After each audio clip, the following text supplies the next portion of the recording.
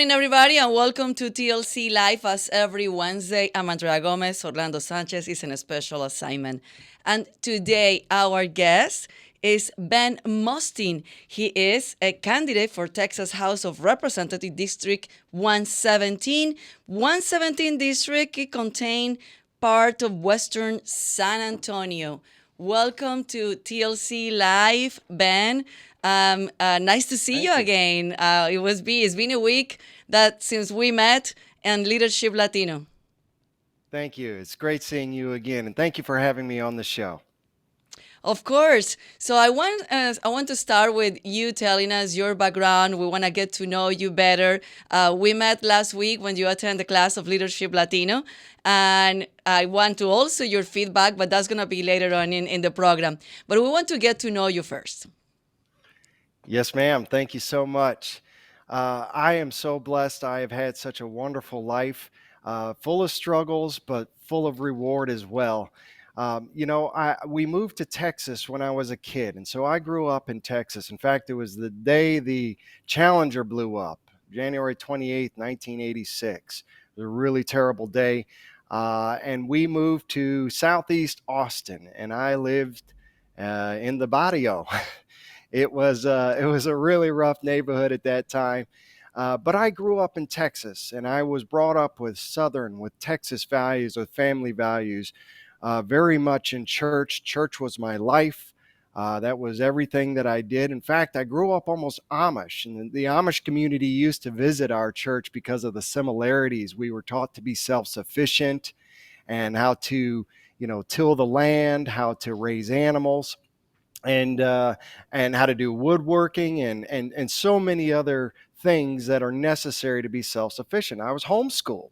In fact, I was homeschooled all the way until the 10th grade, and then I went to public school. By this time, my parents were going to a different type of church. So again, church was very much a part of my life and the building of my character.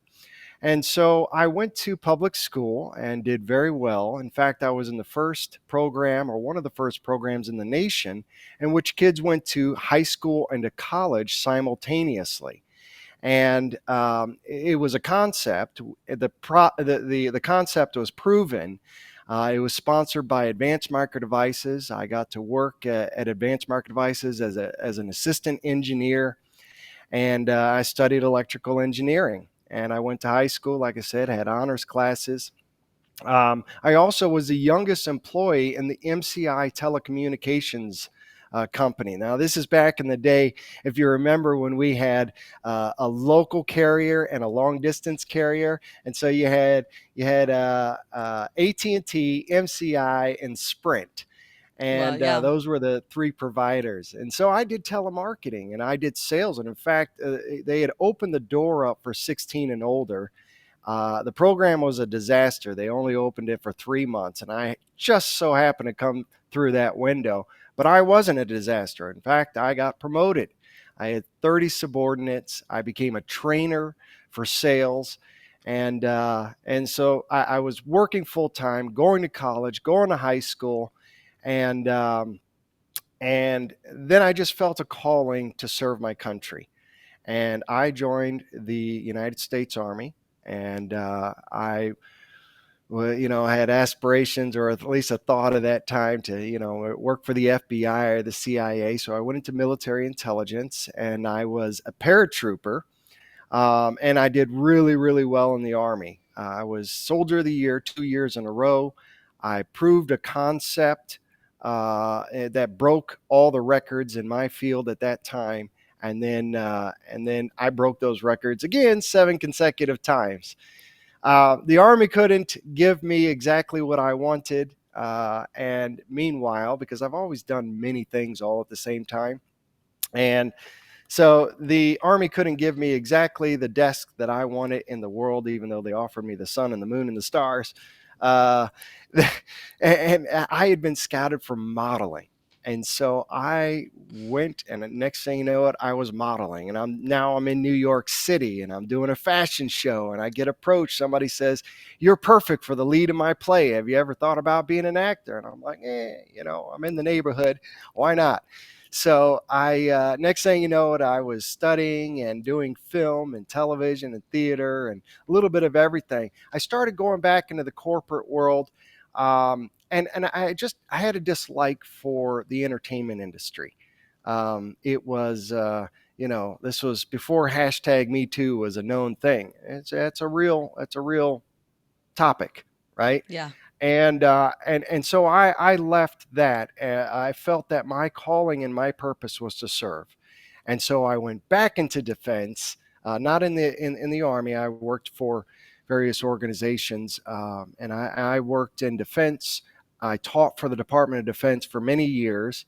I wound up when I was teaching. And by the way, I did undergrad and grad after that as well. I worked full time at night, and I went to the junior college and the university simultaneously, and graduated summa cum laude, top of my class. And during that time, I also ran as a writing candidate for sheriff. The sheriff was killed in a car accident, and there was an opening, and I said, "You need somebody? I'll help you out." So, anyways, it's been quite an extraordinary life. Later, I would spend many years downrange. I would come back to the States, and I would, always looking to get back to Texas, to my home state. And finally, I was able to. And so I worked for the Department of Defense here in Texas. And then he picked up another side hustle of selling real estate, which became a full-time job. And there's so much more to this story, but that gives you a little bit of the snapshot of so Well, many different absolutely. things that You've been I've doing done. a little bit of everything, and Yes, I'm ma'am. sure the experience in marketing and telemarketing and sales, it will help you now in your campaign, because at the end of the day, you need to sell yourself, and everything in life needs sales. That's So right. everything that you do in life, and now you're doing you're realtor, and you've been doing a lot of things that it requires to do marketing and sales, and now you promoting yourself as a candidate. So after this extensive career and been doing a little bit of everything, what did make you think that you need to run for office and give back to your community? Because you already served the country, you've been working in different areas, always hustling, but now you want to run for office. Uh, you don't have political background, political experience, you don't have family in politics, I'm assuming. So why you decide to get into politics at this time? Yes, ma'am. Well, I was involved a little bit in politics when I taught for the Department of Defense. Like I said, the sheriff had died. One of the things to note during that time, there was an escalation of violence. This is in southeast Arizona. There was 82 miles of shared border with Mexico. And there was an escalation of violence in which one of our folks in the Border Patrol was killed.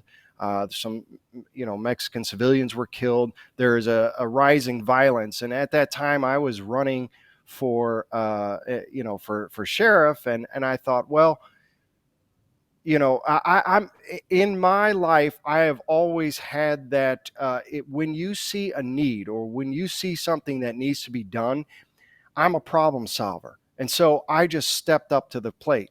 I went over to the Mexican side and sat down with the mayor, the city council, all of the staff, and I said, "What do you need?" Right? And they were just blown away because no politician or wannabe politician had ever done something like that before. And I took a different approach because I said, this border that we share, there is a lot of commerce, there's a lot of back and forth, there is so much that we have to lose, and we have got to get a hold of the security of our border and ensure the economic stability of our region. And so I got that conversation started, and then I went over to the consulate, and he hooked me up with the other border mayor. Next thing you know, I had brought together all the mayors of northern Sonora, Mexico, and of southeast Arizona, the county there, Cochise County. to talk about security, immigration, and economic development. And because we got that relationship going, and no one had ever thought about doing that. In fact, a year later, we had representatives from Congress, from the State Department, from the Mexican Foreign Ministry of Defense, or excuse me, their State Department, right? Foreign Ministry of Affairs, um, Ministry of Foreign Affairs. Anyways, so skipping forward to time now, why am I running for office now? There is a need for leadership on the west side of San Antonio in a district that is unrepresented, in a district that has a representative that barely shows up to work, that has not pushed any significant legislation, and who hasn't fought for us. And when 2022 and the red wave that was supposed to happen didn't happen, I was fed up with the political rife, fed up with everyone pointing fingers saying, oh, it's not my fault, or I'm hamstrung by the Democrats or by whatever interests are out there. And I just had enough of that. And so when, we need leaders, somebody that steps up and makes that happen. And so that's why I said, okay, I'm going to get in there. I'm going to use the experience that I have, the knowledge that I have. My undergrad and grad are in political science, and so I'm very familiar with problem solving, and spent so much time in defense and working those border issues. The list goes on. I said, you know what? I can do this, and I'm going to put myself forward to represent the city of San Antonio here on the west side. So two things that get my attention. You have different issues, but two of them is, of course, border security. We're living in Texas. We're seeing it firsthand, especially people in the border, especially you guys in San Antonio are seeing the impact of the non-security border, because we don't have any security border anymore. We don't feel secure anymore. We're paying the taxpayer. The taxpayer, we're paying for everything. It's come out of our money, and it's affecting of us in all different levels. And the other thing is education. So you being homeschooled from elementary till 10th grade, and then just the last 2 years going to public schools. Back in your time, which you're very young, but back in your time is a different time that we're living these days in public education anyway. So tell me, how do you want to address the issue of public education and what we're seeing these days coming from your background? How are you gonna put in place your experience and the time that you were living in, not only homeschooling, but the time that you live only 2 years in public school, and what we're doing right now, what we're living these days? Look at HISD. I mean, look at other school districts that we're having in Texas. It's a big issue. Yes, ma'am. Let me just touch very briefly on the border. We have got to protect our border. That has to be sealed. The Constitution of the United States and of Texas says repel. It does not say catch and release. It doesn't say ship to Martha's Vineyard. It says repel. And as a soldier, I can tell you that when someone approached our border, there's a series of things that happened that ensured no one came over that border. Now, I'm not suggesting that we be so aggressive, but people have to understand that you are breaking the law. And it is affecting us not only in our cities, the amount of crime, our homelessness going up, but even being on a plane. For example, I went to Europe here recently, and as I left San Antonio, there's migrants all over the airport. There's migrants lined up. They're getting wristbands, and they're shipping out, these non-governmental agencies are shipping them to wherever they're going. And I had the pleasure of sitting next to one on the plane. Now, this is a jam-packed plane, and we all know that we like to travel, and these planes are so packed and the prices are so high. Everything about the border affects our daily lives, and we have got to get that under control. Switching to education. My education and my foundation is a traditional and conservative foundation. And tradition and conservative values are imperative. These are American values, these are Texas values, and these are Hispanic values. These values the reason why a foundation is so important is because that is what keeps a structure, a building, a house. Imagine your house, right? That foundation must be firm. The pillars in that house must be firm in order to ensure that we do not get rained upon, that the wind doesn't blow and our house collapses, that the ground doesn't shake and our house falls apart. What the left side of the spectrum is trying to do today is undermine our values, Mhm. undermine our freedoms, undermine our education, our religious the convictions, and what it takes to build the character. They want to bring in race and all these other things, and that's not what it's about. This is America. You can be whatever you want to be. So when we think about security, we think about unfortunate incidents like Uvalde or many others around the country. We say, why? Why? And then we want to bring in gun control or we want to bring in more laws and legislation. That is not the answer. Character is the answer. Mhm. Family values is the answer. Religion, whatever flavor that is the answer. Because when you have that, that is where you're going to have security, stability, and a strong society. I want to ensure that our education system has that. Now, first and foremost, I support parent choice. Give parents the opportunity to send their kids to the school that best fits their child's needs. And I think that that is fair. At the same time, I can be a little bit of a critic because what's the turnaround time on seeing something positive come out of that? You have to understand, a lot of people don't realize this.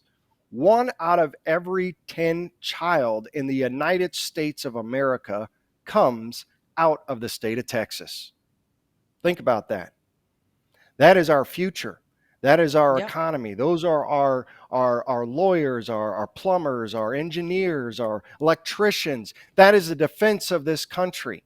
If Texas does not hold the fort, this country will fail. And we have got to reinstall those values and that religion and that sense of character back into our system. So giving parents choice on where to send their kids, that's great. But how many generations are going to be failed because it took that long to get let the free market balance out Yeah. the system? So what I Mhm. would say is, because I taught for the Department of Defense, right? There's a program of instruction for every hour of every day and at every level of education. If we had that sort of format, if we had a program of instruction that was only the core topics and what makes children successful, young people, the next generation successful in their endeavors, we could eliminate the critical race theory, the gender ideology, the all the garbage and all the nonsense. But none of this is made possible if we do not have order and discipline and respect in our classrooms. And that is something that needs to be reinstilled in our character, because we are going to fail as a society if we don't have the strength, backbone, and tenacity to ensure that we are bringing up a generation that has respect for their figures of authority, their instructors, their teachers, because teachers spend so much time in the classroom corralling the cats or dealing Yeah. with problems and behavioral issues. And the left, they say, oh, well, we need to bring in high paid specialists to talk to them. No, you don't. No, you need to put down your foot and have order and discipline in that classroom and focus on the core topics so that students are successful. Absolutely, and I think we're seeing every day the shortage of teachers. They don't want to be teachers anymore because No. the kids, you're seeing that they get away with everything. They don't have to respect them. I mean, it's like the teachers now are afraid of the students, and instead of being the other way around. But we're seeing this, and to me, this is very important when you're saying I'm coming from a conservative family, conservative values, and I'm coming from the same one. I'm seeing this, and I think the biggest failure is not only this the education, the school system, but the parents today. It comes from home. It It really, really comes from does. home. If you're allowing your kids to do whatever they want, if you're not talking to your kids the way you should talk to them, if you let them run over you and not respect you, and you just asking them what do they want, and instead of telling them what they need to do, and I think it's a domino effect and goes to society, goes to the classroom, goes to everything in life. Don't you And think? that's one of the reasons why you see parents more and more they are homeschooling their kids. They're Yeah, taking out of the public school system. Now that doesn't necessarily solve everything that you just mentioned, right? Because there's still a lot of parents out there that maybe have not had that upbringing or had the proper training on how to raise a kid. You know, when I was growing up in that homeschooled environment, we were taught to raise kids. Uh, excuse me. If when an adult left the room, there was an immediate pecking order. And if you didn't know already, everyone was going down to the minute of when you were born because the oldest was the boss. The oldest of was course. the new adult, and the oldest could get in trouble if something went wrong, right? So it's that sense of responsibility and respect. And when you put that and you instill that in a child at a young age, they're going to be far more successful in life. Yeah, I mean, look at what we're seeing these every day. Teenagers killing, stealing, and teenagers in jail. I don't remember seeing this before. So we're Right. having a big issues with the young generation. And I don't know how, I mean, one person can solve this, but I wanted you to talk about what it would be. I mean, your elections is going to be next year. Yes, Let's ma'am. clarify that. It's not going to be this November. So you have a little bit more than a year to prepare for this. Once you get, um, of course, that we wish for you to win the election. What would Thank be you. the first thing that you're going to start working on it, and what is going to be the strategy for you? There's so much to work on. Where do we start? Oh my. You know, education and looking at how we can improve our education system.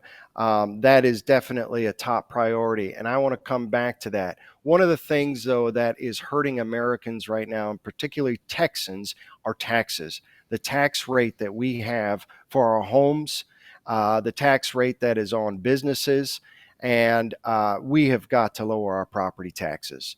And I am happy that the House and the Senate, the governor signed the bill. We're going to see these 14 amendments on our ballot this November that will give us a tax break. But don't get it twisted. Somebody, typical politicians, okay, somebody did Common Core math up there. There is no tax break. Taxes are not being lowered. What is happening is they're taking our budget surplus and they're using that to pay our taxes for us. Now, how much sense does that make? When that money should be going towards our infrastructure, expanding our roads, our highways, hardening our electrical grid, building small modular reactors around the state so that we can have sustainable energy to compensate for not only our growth but also for extreme weather temperatures, be it the summer or the winter. So there is so much to do to focus on not only the infrastructure, but we have got to help families out here in Texas. Now, the west side of San Antonio, excuse me, is the one of the newer sides of San Antonio. It's blown up over the last 20 years. At one time, 20 years ago, it was just fields, and now it is just subdivisions of all economic levels, but mid to high end, right? And now the infrastructure is starting to come in with strip malls and restaurants and all that. But the roads are narrow. It's a parking lot. You're taking your kids to school, or you're coming home from work and trying to get to your next adventure of the day. It's a parking lot on the west side. On a side note, get a load of this. On August the 4th, 1960, is when the construction on 1604 began. Now, my district is outside of the 1604 loop on the west side. 63 years. 63 years. Why does it take so long? We have more people, we have better technology, we can do so much more, and yet it takes forever to accomplish nothing. Again, one of those things is, that's why I'm running for office. But what else do we need to, what It's do we need to frustrating. It's focus on? frustration. Yeah. Yes, ma'am. So, but I want to get school choice passed. I want to get school choice passed. If it doesn't come out of this special session, that's probably going to be in October of this year. We need to get school choice passed. It's a step in the right direction. And then we need to start looking at how we can give teachers and administration the teeth that they need to instill order and discipline in the classroom. And I have socialized some ideas. There's behavior for truancy. There's a ticket. There's not behavior for truancy, but there's penalties. Right? There's penalties for things. Maybe we need to bring in penalties. We have got to somehow bring order and discipline to the classroom and focus on the core topics. We are 40th in the nation. Did you know that? Mm-hmm. 40th and falling. And, Mm-hmm. and and it's absolutely ridiculous. And of course, you look at it on a grand scale. Um, the United States, who has always been number one in the world in education, we're falling there as well. We're barely making the top 40, top 50. So there is a lot of improvement that needs to happen, in this ideology that's being forced upon our kids. That has got to go, because when you're confusing a child like that and you're not keeping them focused on what is important, um, they are going to become a psychological mess. And if you think that person is going to then suit up and join the military and defend our country at some point, no, that's not happening. We're So, seeing it. We're seeing it already, and it's very sad. I have twins. They're 18 years old. They just graduate from high school, and they're very conservatives. One is going to Arkansas. I mean, she's already there in Arkansas. It's her first week, and my son is going on congratulations. Friday to Texas A&M. And they were telling me, "Mom, we're thank God that we're just graduated from high school because the way it's going, it doesn't look good at all." Yeah. So even them, they realize, even them. I mean, you met my son a week ago. Yes, I did. Yes, I You met did. my son. So even Well them, they're spoken. already seeing it. So Yes, ma'am. I don't know how Fixing our it needs a education lot of system work. from the ground up, Yeah, instilling that from the single digits of a child's age. But that has to transfer, because quite frankly, and I know that this is not going to apply to your kids, because well, I only met your son and he's a very sharp fella. Um, so and that's kudos to you. He had a strong mother that raised him right. thank So you. in the universities, though, there is this. They have become uh, uh, money. Money drives it. Okay, that's it, Yeah, and that's all they care about is money. And as a result, I have seen, and being in leadership positions, since my teenage years, I have seen so many people, but especially in the last 15, 20 years, that come out of the colleges, the universities, and they can't even put an email together.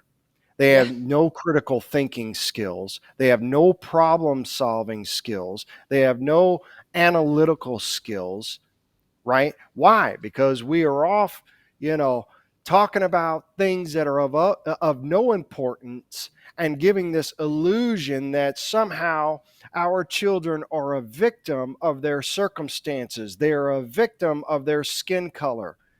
That is not I know. America. And that is I know. certainly not Texas. And that is one thing that I want to focus on here in the state of Texas, because Texans and those in my district and throughout San Antonio, they deserve a quality education for their children. They deserve to be able to come out of a trade school. We don't always have to go to a university. There is a shortage. The Texas Public Policy Foundation has very good data on where we will be lacking in the next 10 years. And one of those are in the trades, those electricians, plumbers, people that are working construction, whatever the case may be. Um, and we are not putting that character, we are not putting that drive in our kids. We're putting an iPad in their hands Mm-hmm. when they're young. We're putting, we remember when Blackberries first came out, and we Yeah. called them crackberries because Mm-hmm. everyone was always on that. Yeah. Okay. So, well, now it's Now it's even worse. worse. They have access to That's right. technology. You see, I mean, yesterday I was having dinner with friends, and it was a year, 18 months boy, and he was like with the phone, just Yeah. they know how to Yeah. use the technology better than us. And you know what they're not learning? They're not learning how to interact with each other, No, learning how no. to stand up for their morals and values. Hmm. They're not learning They how don't talk. They to don't talk anymore. address. They don't. They don't. And parents are allowing this to happen. And there's a lot of pushback or supporting um, ideas that we should take a majority of the technology out of school, especially in your elementary and maybe middle school. Obviously, by the time they get to high school, they need to learn how to use a computer and the Microsoft suite of products, and Yeah, maybe get that's a into very computer debatable programming. topic, because we live in the technology era these days. And if we take Yeah. technology from these kids, they're probably going to be in disadvantage when they graduate. So it's a very, it's a very At the delicate issue younger that, age, though, if they're not learning how to do that on paper, if they're yeah, not learning and how to absolutely, yeah. solve, because tell me what happens when a hurricane comes through.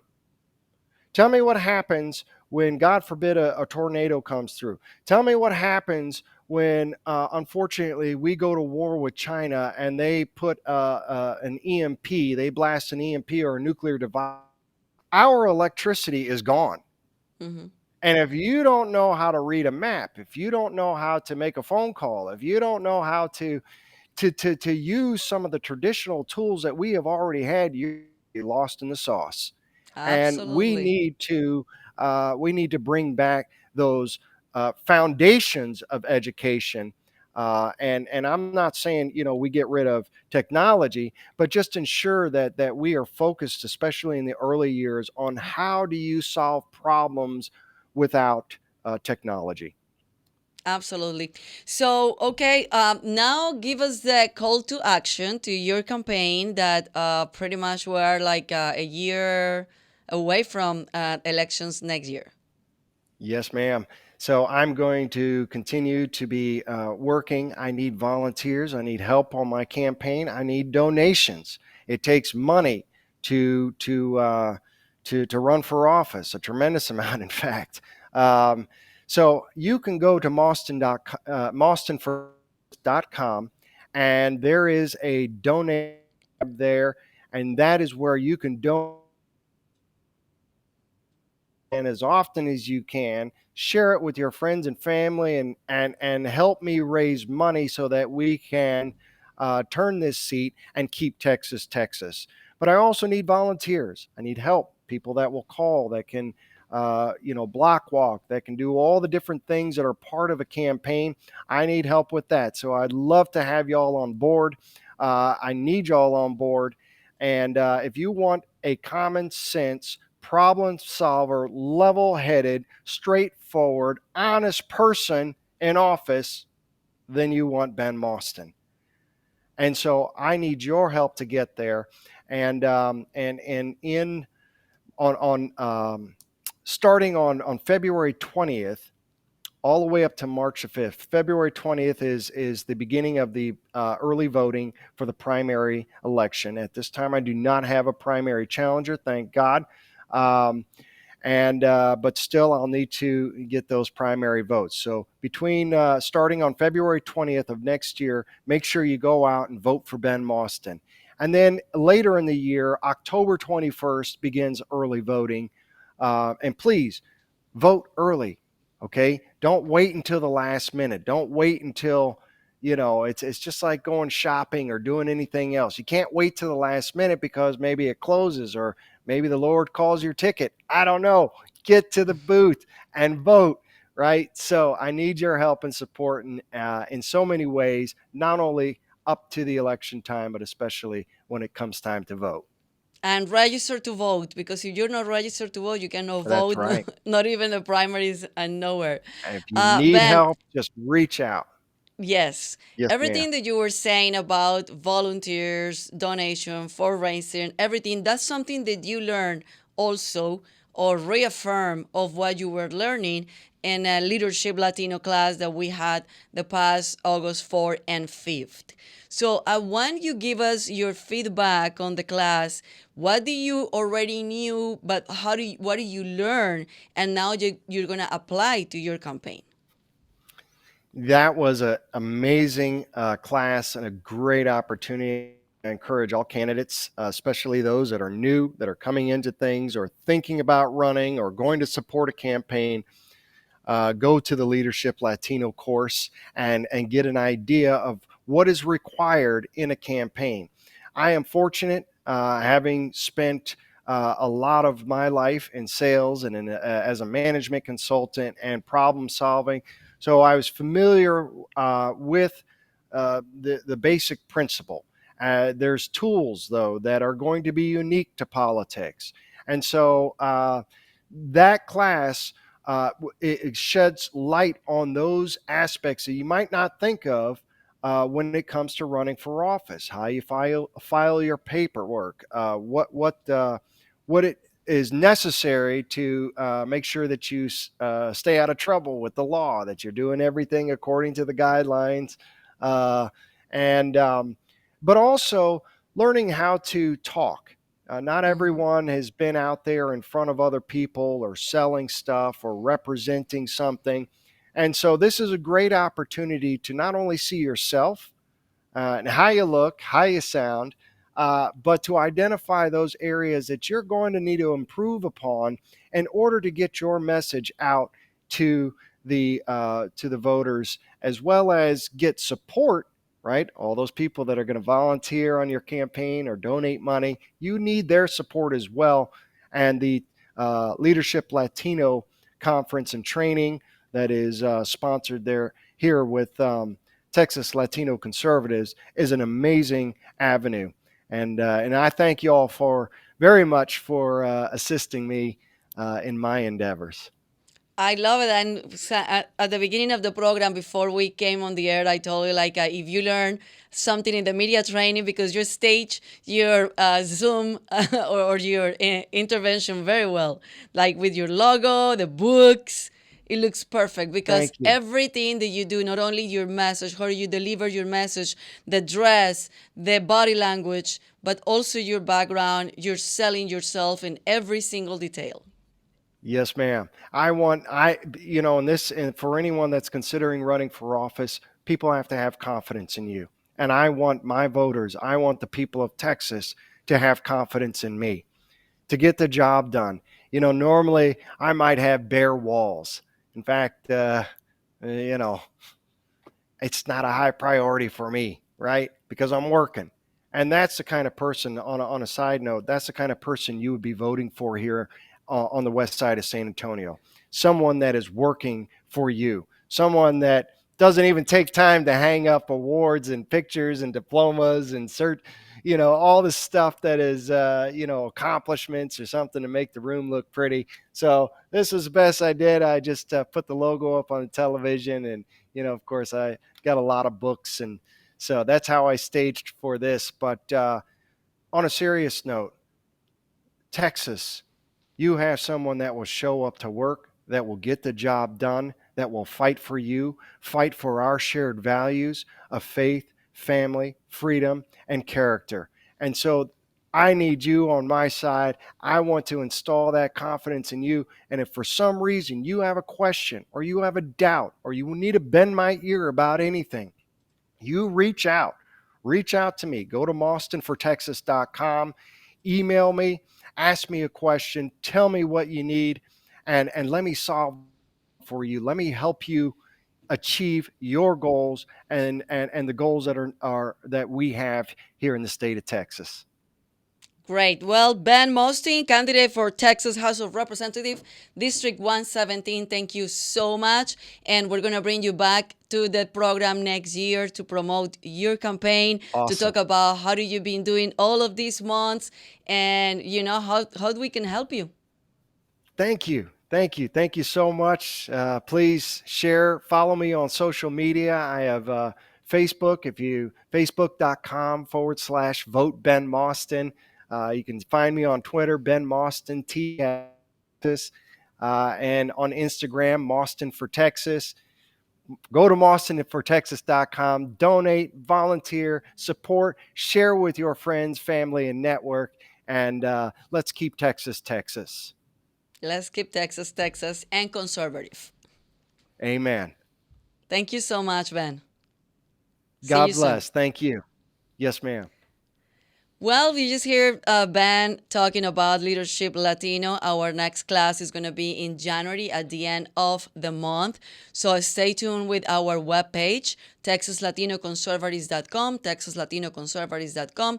You're going to find also the link to Leadership Latino. Just, stay tuned not only with Leadership Latino, but other events that we always promoting in our webpage. And as Ben said, we need donations to keep our programs alive, our cause alive, and to keep helping you to run for office, to be a leader in Texas, and to keep Texas conservatives. So also go to TexasLatinoConservatives.com and give your donation. Any donation, it's welcome. $5, $10, $20, become a member. Just anything that you can donate and you can help us to help, that will be very welcome for us.